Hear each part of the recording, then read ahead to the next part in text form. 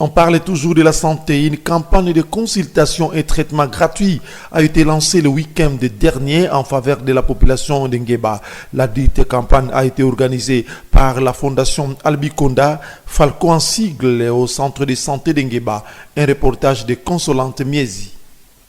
Plus d'une certaine des habitants d'Nguéba ont été consultés également au eu les traitements gratuitement le samedi 5 octobre. C'est le centre de santé d'Nguéba qui a servi de cadre à cette campagne. Toutes ces personnes malades ont été prises en charge par une équipe de 3 médecins et du personnel soignant. Signalons que parmi ceux qui ont été consultés, plusieurs cas ont été détectés, notamment la malaria, l'anémie chez les enfants non circoncis, de cas de hernie et tant d'autres. A noter que le boost des bénéficiaires ne faisait sortir que le mot de satisfaction. Fondation Falco Albiconda Titemo, Fondation Nae a organisé campagne munene awa na kati ya secteur ya Ngeba. Nango toye na ba produits pharmaceutiques au besoin mona awa afin que ba population nyonso baza awa ba leka na ba soins na bango ba consultation gratuite et puis na ba soins de santé na ba prise en charge mosusu.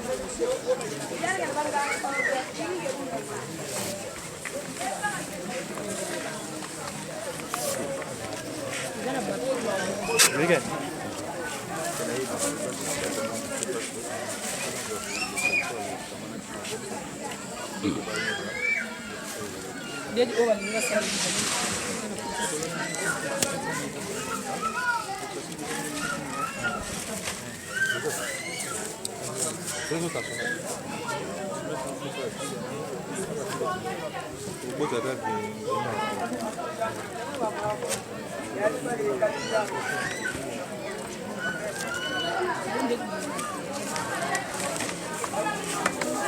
Papa.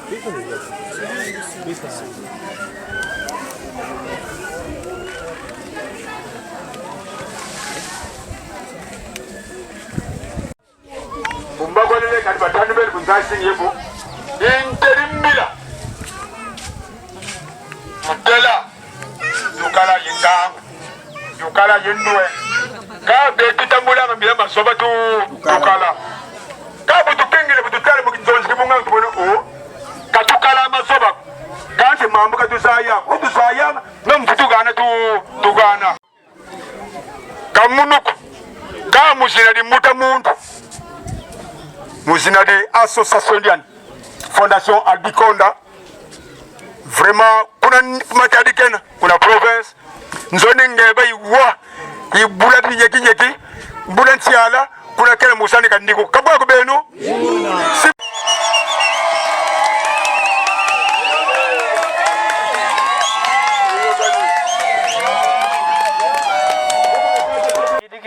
Papa président, abu wenu ntisini mulmose. Mama bange ba tata bange ba benu kulu, lubaka mbotizi benu. Lubaka jaka mbotizi toki di kutata président Albiconda Tintemo. Mboti.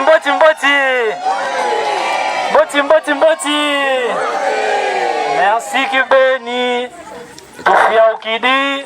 Modiambo, Wonu, Kilumbu Kineni, Kilumbu Kimboti, Diadina, Tata Albiconda, mon fondation Tintemo, Falco, Yanivo, Nkangungeba, a fait ça la consultation gratuite.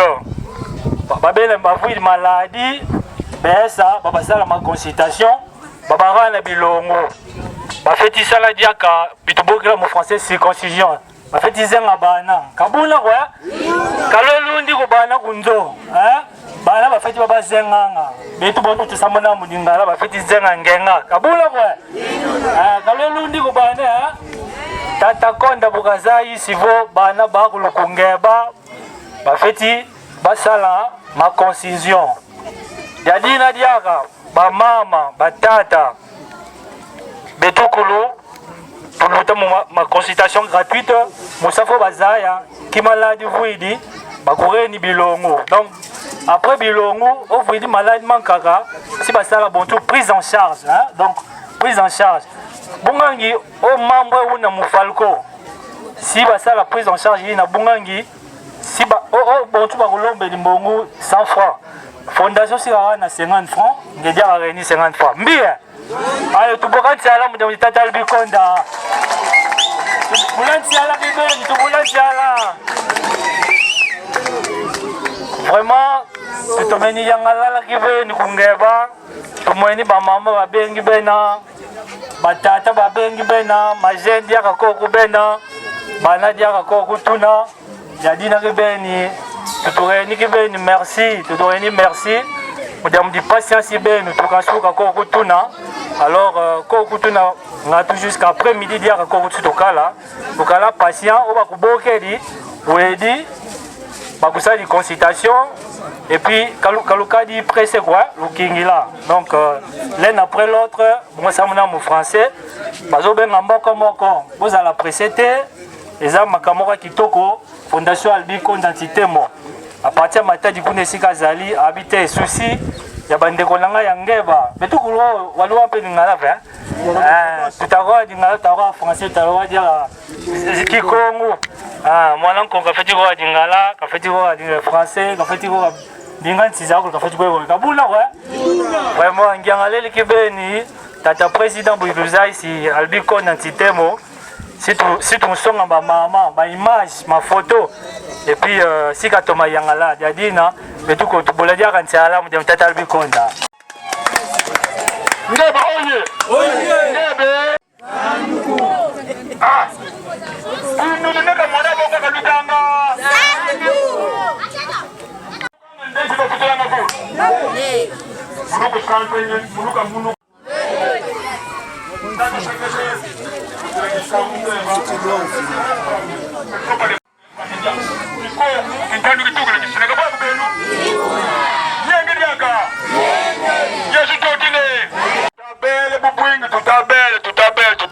Infatigable. Mais tout court, on te dit presque, quand tu vas gagner 30 000 habitants, c'est presque 8 sur 10 à vous appelle. Comment vous 5 000 morts modifiés. Mais c'est tout pesé par rapport au conjoncture de tout le monde. Quel est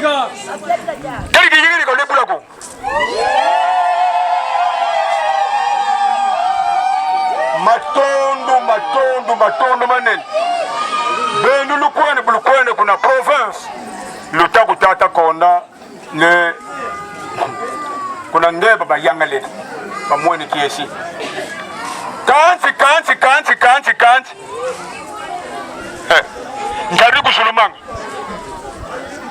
Kikongo ki mwana muntalu mubingana ka mwana muntalu ke kuilanga Tadi musulu ndakuntera man. Le président du comité de santé musira di nkango akulungeba. Ngeba agglomération di ngeba sans compter les villages avoisinants. Trebaka fuiri 9 quartiers. Bona yita mona ndamo kwa. Un jour butamona dike. Kabwa kubeto? Ibura. Ngolo makumbuta muntu ngaka tufutukila kalufutura kali kilimwe mosidi aka mosande tufimba dia kibwabwa. Betu mungebe bakulu betu batuni ba kaske avoué tout vile tout fwana. Tout vile tout toi kulu ke tukala kum comme comment dia par exemple c'est difficile. C'est tout ici comme. Katuna yetima de cette kongana kubeto. Mais nous sommes ensemble de père dans la prière. Kabwa kubeno? Nzambi kasakoku mukusande makafiti yina makulu mena kuntwala kabwa kubeno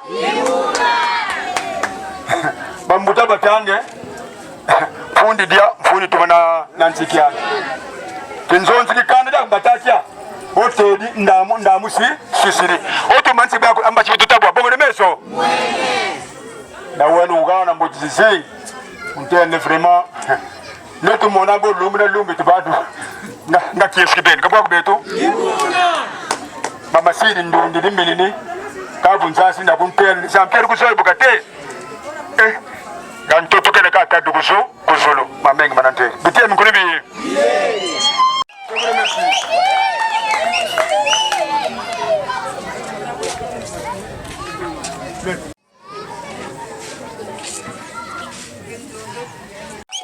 Ok, merci beaucoup.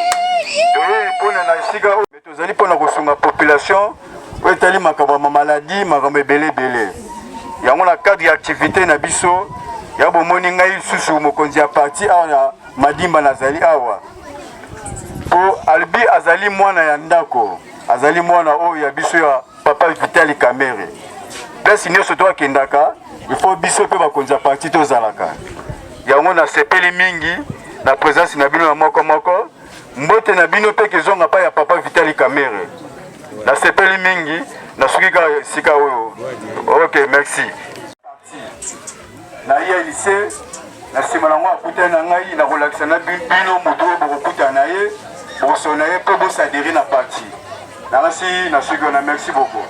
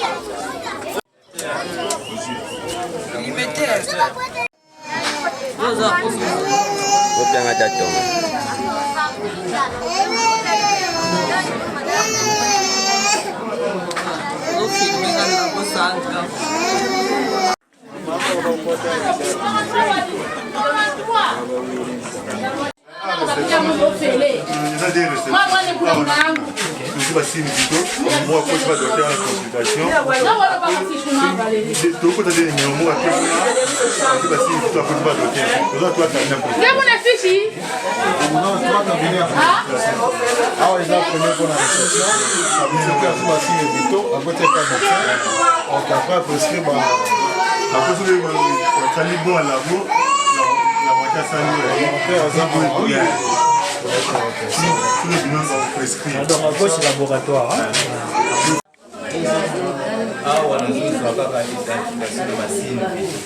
Identification et signe vitaux.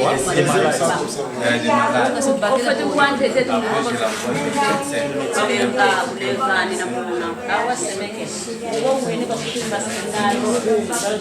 C'est eux qui sont en train de consulter. Donc après que les malades basent sur les signes vitaux, vous voyez pas médecin, l'équipe médicale est là.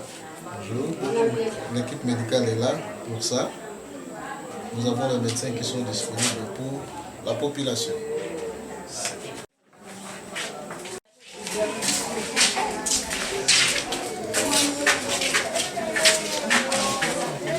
Le médecin directeur, le docteur Ndjeza, c'est le médecin directeur du centre de santé de Ngueba. Donc ils sont là pour consulter les malades, diagnostiquer les tout et puis orienter pour le traitement. Donc c'est le médecin directeur, vous avez le premier bureau d'observation, ici c'est le second bureau d'observation. Donc le tout premier, parce que ici c'est le médecin directeur. C'est le docteur Ndjeza et c'est lui qui reçoit le malade. Merci.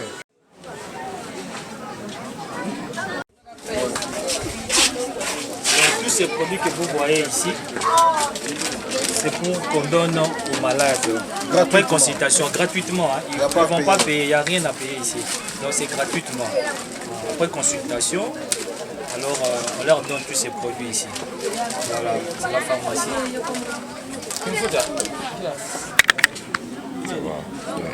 Qu'est-ce qu'on va faire?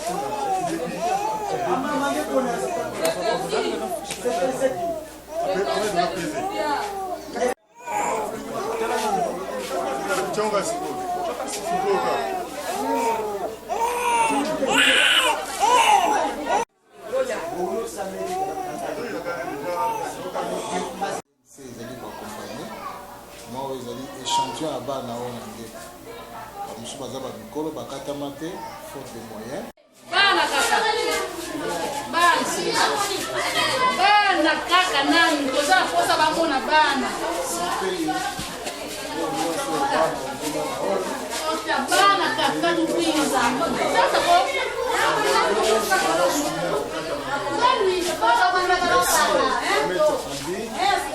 merci Fondation Fanfan, merci aussi Hôpital Kamere, visionnaire ce sont les enfants la cadre de l'action sanitaire, la vision, la vitale Kamere.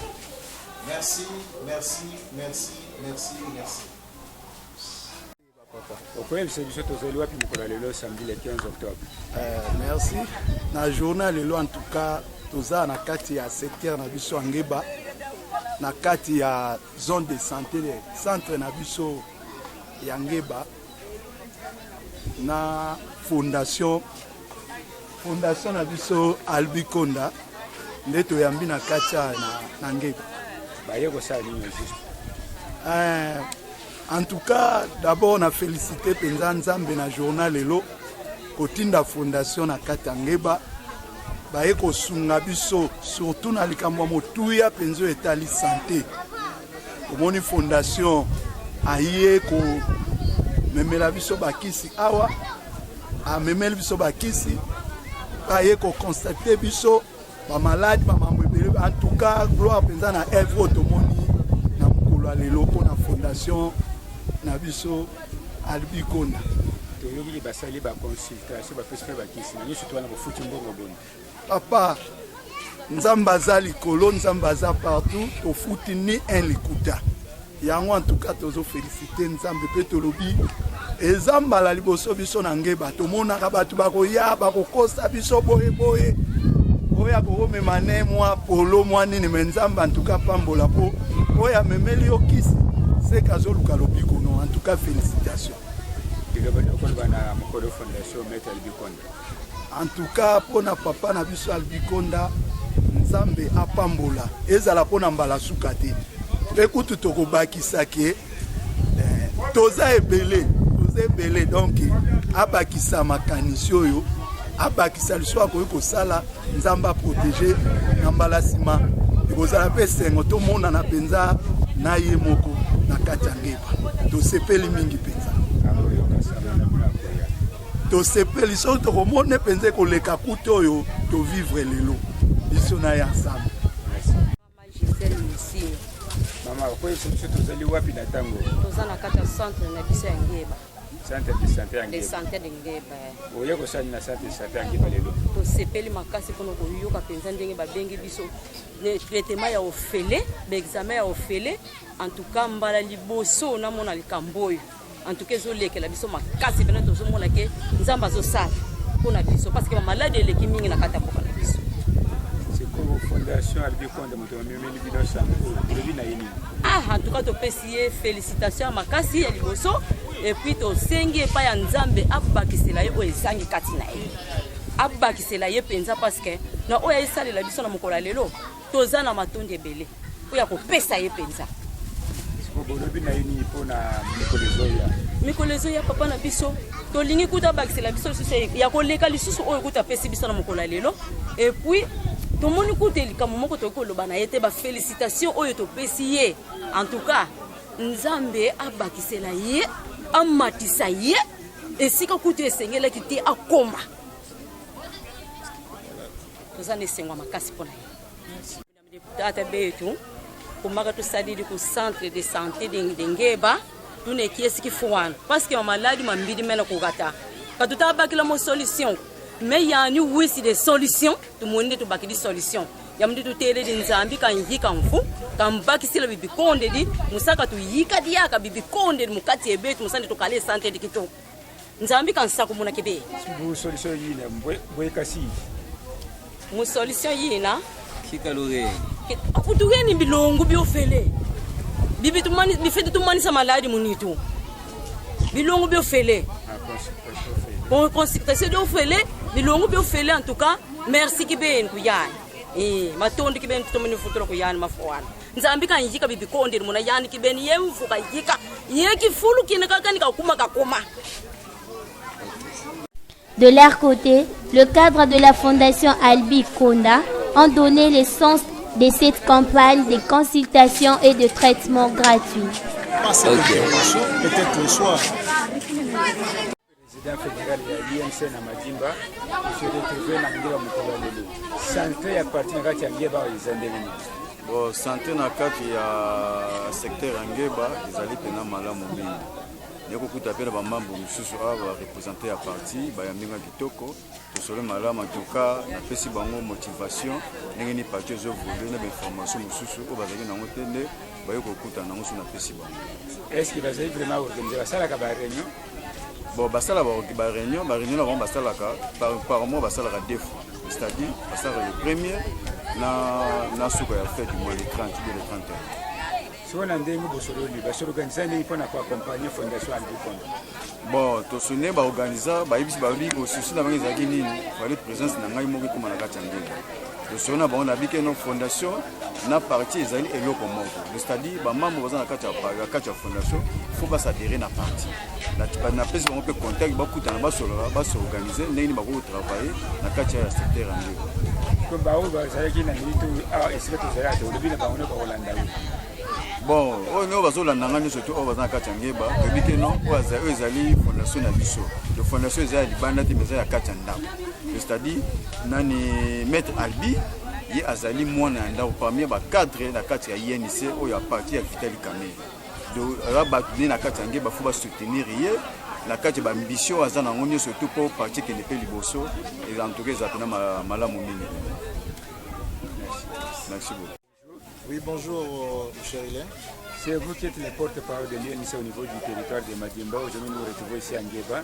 Comment vous avez vécu tout ce qui s'est passé ces jours ici à Ngeba? Bien, d'abord, nous tenons à remercier Dieu Tout-Puissant parce que c'est lui qui est le maître des temps et des circonstances. Il a permis à ce que nous puissions être en séjour ici au niveau de l'hôpital de Ngeba pour une grande activité sanitaire. L'activité a été organisée par la fondation Albi Konda et la fondation Falcon. Maître Albi se trouve être l'un des cadres de l'Union pour la nation congolaise. Il a une association souciée de voir la population de Ngeba à retrouver la bonne santé, parce que vous savez, pour tout développement, c'est le facteur humain, c'est l'homme qui est au centre du développement. Quand cet être humain-là est malade, le pays va mal. Mais quand il va bien, il va produire. Et c'est ce que nous avions compris, et ce qu'il a compris dans le cadre de la fondation Falcon. Et c'est ce que nous avions compris aussi au niveau de la fédération de Madimba. Et c'est comme ça qu'on a organisé cette grande campagne sanitaire. Et c'est écœurant de voir tout ce que nous avons constaté sur le terrain. Par cette action, il y a des vies humaines qui sont sauvées. Parce que je crois que vous avez fait le tour de salle. On a retrouvé beaucoup de cas des enfants anémiques. Et des enfants qui sont arrivés par ici. Et s'il n'y avait pas cette intervention, peut-être le soir, l'enfant serait déjà décédé. Mais par le fait de cette intervention, de cet acte de générosité, il y a des vies humaines qui sont sauvées. Et c'est pourquoi nous disons merci d'abord au président Vital Kamerhe, c'est lui qui est l'impulseur de la vision, et merci aussi à tous les cadres qui suivent cette vision, notamment en sorte qu'il ait cette vision-là, d'accompagner cette vision du parti, d'accompagner cette vision du président national dans le domaine de santé. Et aujourd'hui, nous avons les résultats. Mais je pense que c'est une première. Nous avions saisi l'ampleur de la situation et on va y travailler pour voir comment accélérer, parce qu'il y a beaucoup de cas qu'on a retrouvés ici. Comme vous voyez, toute cette population, la plupart sont des malades. Ce sont malades. Il y a même des gens qui ont des problèmes des yeux, il y a des gens qui ont des problèmes de glycémie, des gens qui ont des tensions d'estomac. Et surtout, la malaria dérange la population dans le secteur d'Ngeba. Et beaucoup de cas d'anémie. Et je pense qu'on a pris ça en compte, on va étudier, et pas forcément le secteur de Ngeba. Nous sommes au territoire de Madimba. Nous allons voir aussi dans le cadre de la fondation comment pousser le parti, pousser les associations qui militent qui gravitent autour du parti pour que toute la population du territoire de Madimba au moins puisse bénéficier de cet acte de générosité sanitaire de la part et de l'INC et des fondations qui gravitent autour d'elle. Maître, ceux qui vous écoutent restent encore sous leur soif de savoir en quoi consistait exactement cette campagne sanitaire dont vous parlez. Vous avez bien parlé de campagne sanitaire, ça rentre dans le cadre du social. Et quand ça rentre dans le cadre du social, ça consiste en ceci. En fait, ça consiste à ce qu'on consulte la personne. C'est comme quand on va à l'hôpital. La personne est consultée, il est diagnostiqué, on diagnostique ce qui le dérange, il passe au laboratoire et au vu des diagnostics réalisés, il passe au traitement. Alors comme vous le savez que l'accès aux soins de santé dans notre pays porte à un coût.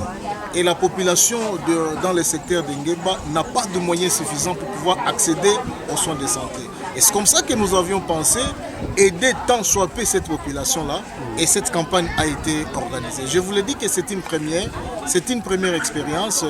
Et nous allons voir par la suite des temps comment encore progresser, faire encore un peu mieux. Parce que même nous sommes débordés des cas que nous avions constatés ici. Franchement, et ça nous va droit au cœur, en tant qu'humain, lorsqu'on a un peu de moyens, il faut l'investir du côté de la santé de la population. C'est très important. Il n'y a que l'homme, s'il est bien, il va développer le pays. S'il est malade, le pays ne va pas se développer. Nous avons trouvé une grande foule qui attendait ici, malgré la pluie qui menaçait de temps en temps. Mais est-ce qu'on peut admettre que tout le monde est satisfait? Vous avez vu sur le visage des personnes. Si les personnes n'étaient pas, ceux qui n'étaient pas satisfaits, vous auriez sur leur visage de mécontentement. Mais vous êtes avec moi ici, constatez qu'il n'y a pas de mécontentement. Et lorsqu'une personne qui reçoit gratuitement les soins de santé, je pense que cette personne ne peut être que contente. Et c'est ça que nous constatons ici. Tout le monde est content d'avoir au moins bénéficié de la gratuité des soins de santé. Maître Goffin, merci. Merci beaucoup. Papa journaliste. Je suis retrouvé à Nandé Batumoni, Batubaya pour la consultation gratuite qu'ils allaient organiser dans la fondation Albi Konda. Mais na Batumio Sobaye est belé de l'est que Mutuna Mutouaji par nae. Merci beaucoup. Je crois Ndengi Bozomona Awa, Batubaza est belé, Nasimanangai, Naba Moussous Baoti Kokende. Lelo ezaki mukolo yo fondation Albi Konda Titemo Falco organisé qui consultation gratuite awa na kati ya secteur ya Ngeba. Et puis, bato musu bauti na ba village environnant, pembeni bauti koya. Vraiment, eloko mo tozo pese merci beaucoup parce que tout le monde dit papa, maman, bana, musala makasi ba monganga, ba métier baza mo ebele wana bazo sala ba métier ya misu, bazo sala bana circoncision, bazo perfuser bana, bazo transfuser bana, et puis bazo soigner ba maman. Vraiment, eloko yo les amalamu mingi et puis tu opé ça président ya Falco Albi Konda Titemo, merci beaucoup. Lelo eza effectivement pour le secteur Ngeba eza mbala ya liboso kasi à 89% ils ont vraiment réussi parce que batu nyos ba ki belé talaka nombre batu tikala na bango déjà 2 après-midi to bande banda tongo. Alors population basengi biso que président Albi Konda il faut continuer la consultation une fois par mois. Médecin bayaka et puis les villages environnants balobi bango pe bana posa to kenda ba village na bango. Alors yangwana toza na kosepela mingi po bandi ko la biso baka iza tellement ebelé na sa commentaire ebelé ti mais baka iza tellement ebelé ba image koloba batona nyusu bazozwa ceux qui basali consultation azwi kisi prise en charge et puis bamsusu babana bazokata bango bazokata bango ngenga vraiment eza esengo mingi toujours encourager Falco qui est de l'avant. Nous allons s'adhérer à la philosophie à Falco. Vraiment, ils ne regretteront rien. Merci beaucoup. Est-ce que la Fondation Albi Konda est positivement dans ma côté parce que le secteur de la santé, le secteur de ma côté est belé. Est-ce que la Fondation a satisfait la demande? Merci beaucoup. Déjà, la Moukeka Kao Fondation Ezwaka, président Albi Konda Tintemo, Yangwana a la action sur le terrain. Alors, les membres de Moussoussou, na ba cotisation na bango ba osala effort ba appuyer rappel locaux et puis ba partenaire msupi ba mona biso na msala tozo sala je crois que les aisements msupi ba appuyer mutu moko eza passe yaza initiateur ya likambo initiative e utepane biso pe photo tchema boko poto kende liboso. Merci.